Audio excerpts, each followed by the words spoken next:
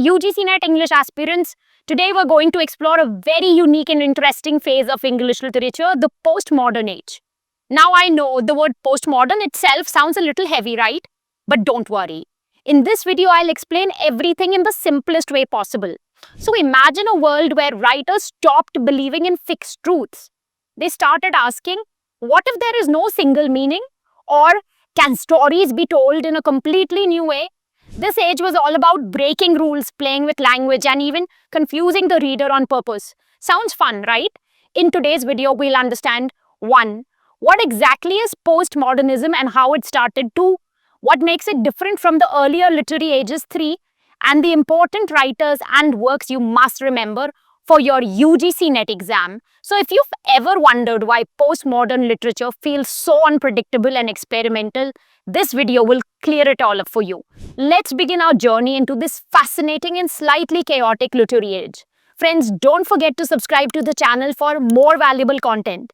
This video is part of the Chronological History of English Literature series, and you can find the entire series in the playlist section. Friends, let's first try to understand the background, the events, the changes, the chaos that led to the rise of postmodernism. Because literature isn't just about books, it's a response to real life, to the events, changes, and questions people were dealing with.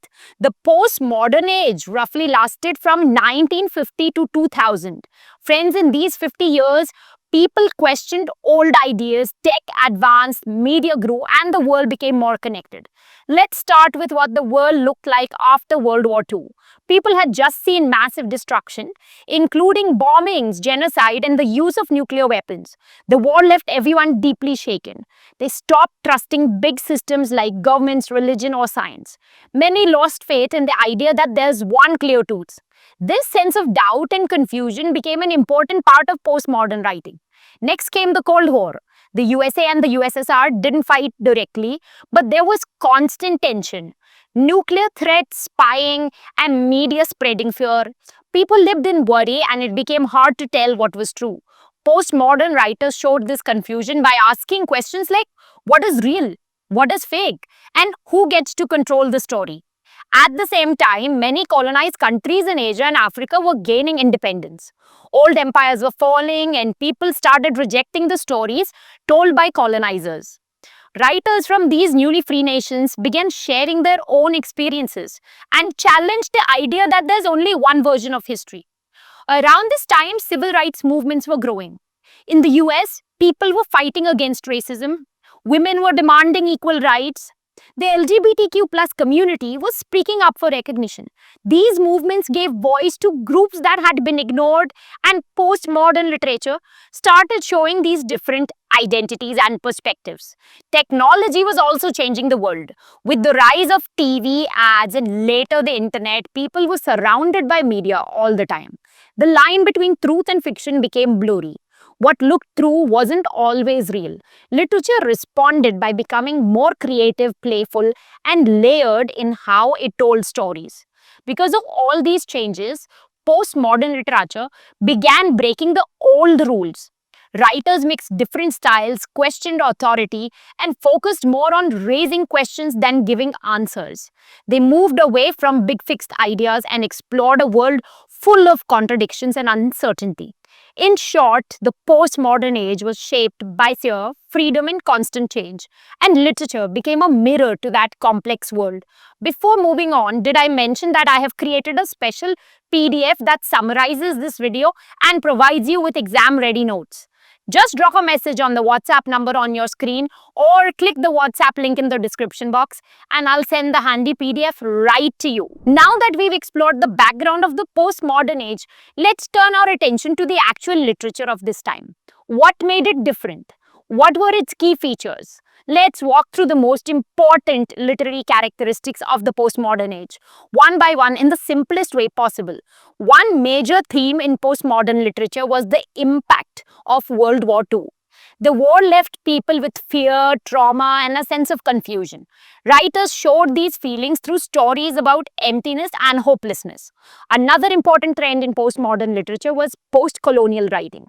As countries in Asia and Africa became independent, writers from these places started telling their own stories.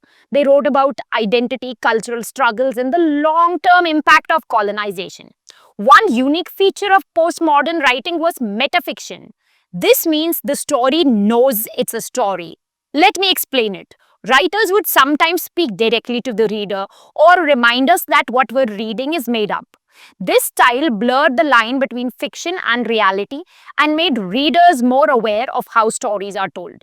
We also see a lot of intertextuality in this age. This is when one book or story refers to other books, films, pop culture, or history. Writers mixed these references together to create layers of meaning. It made reading more engaging as the reader had to spot and think about these connections. Friends, the way stories were told also changed. Many writers used fragmentation and non-linear structure. This means the story didn't always go in order.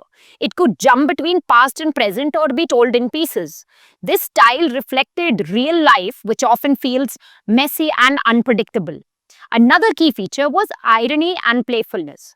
Postmodern writers often used humor, sarcasm, or absurd situations, even when talking about serious things. They like to twist meanings, challenge ideas, and keep the reader guessing. So, in short, postmodern literature was bold, experimental, and full of questions. It didn't follow old rules. It wanted readers to think, notice, and question everything, even the story they were reading. Friends, let's now turn to the people who didn't just live through the modern age, they wrote it into history. But before that, if you need a list of writers of any age of English literature, you can check out my website, arpitakarwa.com. On my website, I have given a concise and exhaustive list of writers of each age so that you have all the writers at one place. Friends, the major novelists covered in this lesson series are Agatha Christie, Jeanette Winterson, J.R.R. Tolkien, Bram Stoker, Christopher Isherwood, Bertrand Russell, J.M. Priestley, Somerset Maugham, Doris Lessing, J.K. Rowling, William Golding, Ian McEwan, Lawrence Durrell, Graham Swift, Martin Amis, Kingsley Amis, Iris Murdoch, John Fowles, Muriel Spark, A.S. Byatt, Malcolm Bradbury, Angela Carter, Patrick Kavanagh, J.P. Donlevy, Anthony Powell, David Story, Joyce Carey, Angus Wilson, Anthony Burgess, and Peter Ackroyd. Next, major dramatists covered in this lesson series are Alan Bennett, Noel Coward, Christopher Fry, Harold Pinter, Samuel Beckett, Edward Bond, Tom Stoppard, Terence Rattigan, Arnold Wesker, John Osborne, Carol Churchill, and Joe Orton. And major poets covered in this lesson series are Seamus Heaney, Ted Hughes, Philip Larkin, Roy Fuller, Tom Gunn, J.H. Prynne, and Geoffrey Hill. Friends, now let's quickly go through the popular writings of these authors. First, we have Muriel Spark. Her most famous works are The Crime of Miss Jane Brodie and The French Lieutenant's Woman. Next, we have Harold Pinter. He's known for The Birthday Party and The Caretaker, both of which explored themes of power, identity, and existential dread. Then comes Samuel Beckett. His important play is Waiting for Godot, a landmark in absurdist theatre. After that, we have Ted Hughes. His most well-known works are Hawk Roosting, The Thought Fox, and The Jaguar. And finally, we have Philip Larkin. His most celebrated works include Toads and Church Going. Friends, if you're looking for video lectures that can explain the plot of all the important works of the postmodern age, then consider enrolling in my online course for UGC NET English. I am proud to launch India's first animated video course where I explain over 500 important plays, novels, and poems in an engaging way. For more details, check out the description box. That's it from my side for this video lecture. We will meet soon in the next video lecture. Till the time we meet next, happy learning, keep loving literature, and stay tuned to my channel.